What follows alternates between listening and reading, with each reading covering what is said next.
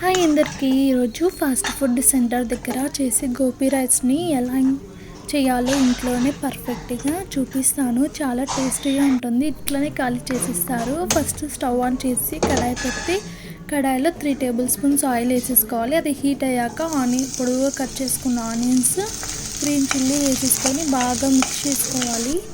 మీకు ఇష్టం ఉంటే ఇంకా వెజిటేబుల్స్ వేసుకోవచ్చు. తర్వాత కర్రీలు యూస్ చేసుకొని బాగా కలిపేసుకున్నాక 1 spoon soya sauce, 1 spoon vinegar, 1 spoon red chilli sauce వేసేసుకొని బాగా మిక్స్ చేసేసుకోవాలి. తర్వాత చిన్న గ్లాస్ వాటర్ వేసేసుకొని ఒక 2 మినిట్స్ బాగా కలిపేసుకోవాలి.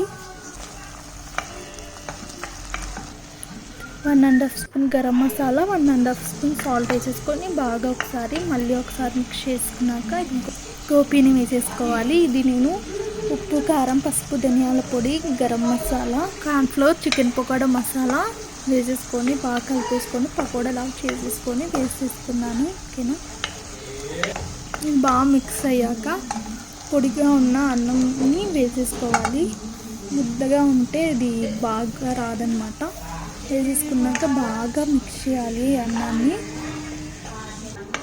సరే, ఇలా మిక్స్ చేసుకున్నాక 1 spoon red chilli powder, 1.5 spoon pepper powder వేసేసుకొని బాగా మిక్స్ చేయాలి.